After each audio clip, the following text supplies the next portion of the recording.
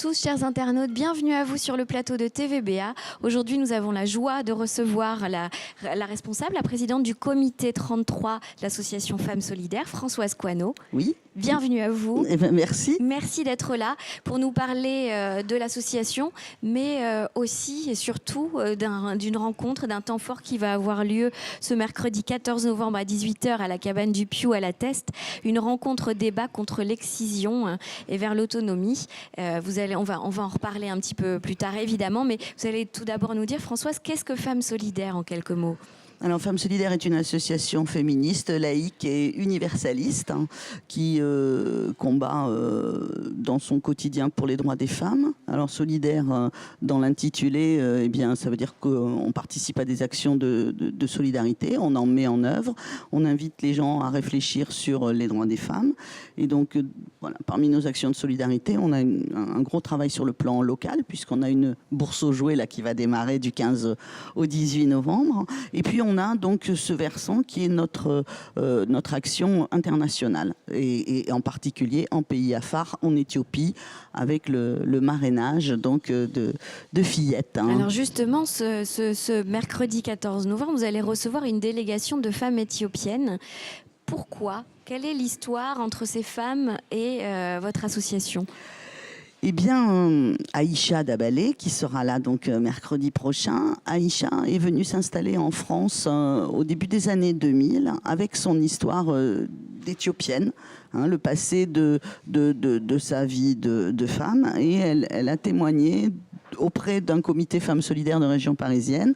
Elle a témoigné de ce que vivaient au quotidien, dès leur plus jeune âge, les fillettes en Éthiopie, c'est-à-dire que l'excision et l'infibulation étaient des passages incontournables dans la vie des femmes éthiopiennes. Et vous me le disiez tout à l'heure, dans les années 2000, c'est à peu près 90% des femmes éthiopiennes qui sont victimes de ces mutilations. Voilà, donc pour nous, ces mutilations génitales sont une vraie violence faite aux femmes. On ne peut pas se cacher derrière une culture pour le revendiquer.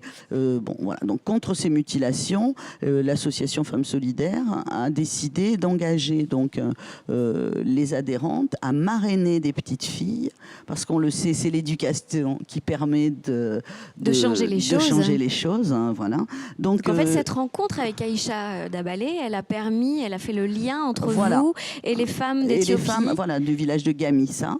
Voilà, du village de Gawani, voilà, oui. Et c'est l'association qui est notre relais là-bas sur place, qui valide comment les fonds versés par les adhérentes de Femmes Solidaires sont utilisés. C'est-à-dire, on n'excise plus les petites filles et on les envoie à l'école. Dans ce village. Depuis une dizaine d'années. Depuis 2005. Où Femmes Solidaires, même plus, donc depuis 13 ans, où Femmes Solidaires s'impliquent localement en marrainant, donc vous me le disiez. En marrainant ces petites filles, en donnant avec 15 € par mois, on a permis par adhérente de pouvoir marrainer je sais pas, je crois qu'il y a eu jusqu'à 90 fillettes qui ont été sauvées de l'excision et qui sont allées à l'école, et puis elles ont grandi, ces petites filles, elles sont là derrière. Justement, c'est elles que l'on voit derrière nous, ces magnifiques jeunes femmes.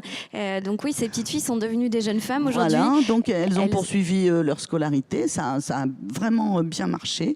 Elles ont poursuivi leur scolarité, donc il a fallu, pour passer à la suite de la scolarité, construire un internat pour les héberger dans la petite ville proche, pour leur permettre de continuer leur scolarité.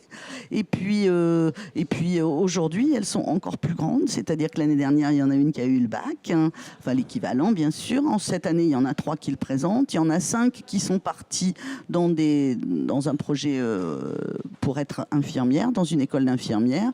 Donc un marrainage qui s'était un petit peu essoufflé, va mériter maintenant peut-être d'être relancé pour continuer à les accompagner, parce qu'on ne peut pas maintenant les laisser comme ça le bec dans l'eau. Donc on travaille à cette transition, et également l'intitulé de notre rencontre est dit vers l'autonomie, parce que en parallèle du suivi de ces jeunes filles, les mamans ont été elles-mêmes amenées à réfléchir sur comment être autonomes. Voilà. Donc un accompagnement par la Fondation Elle, par la Fondation Air France, Oui, parce que vous n'avez pas été seule, Femmes Solidaires, dans cet engagement. Voilà. Il y a pour la construction de France en Éthiopie, de l'internat, vous avez été aidée financièrement. Voilà. Aujourd'hui, il doit y avoir 7 ou 8 salariés. Voilà. Après, si on veut en savoir plus, avec plus de précision, il faut venir, à la rencontre de ces Éthiopiennes. Et justement, alors, qui va être là? Qui vont être est-ce que toutes ces jeunes femmes seront là? Non.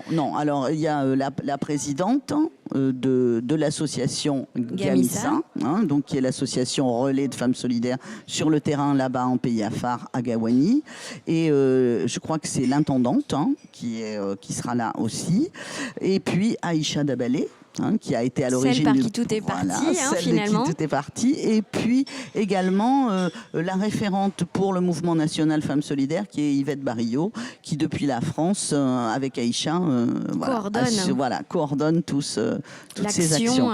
Et donc cette rencontre, elle est ouverte à tous, bien sûr. à tous, à toutes. On peut venir. À tous les curieux, à tous ceux qui s'interrogent sur qu'est-ce qui se passe dans ce coin de la planète pour les femmes. Eh bien, venez rencontrer nos amies éthiopiennes. Le mot de la fin. Donc rendez-vous mercredi 14 novembre à 18h à la cabane du Piou sur le port de la Teste pour cette rencontre certainement très riche.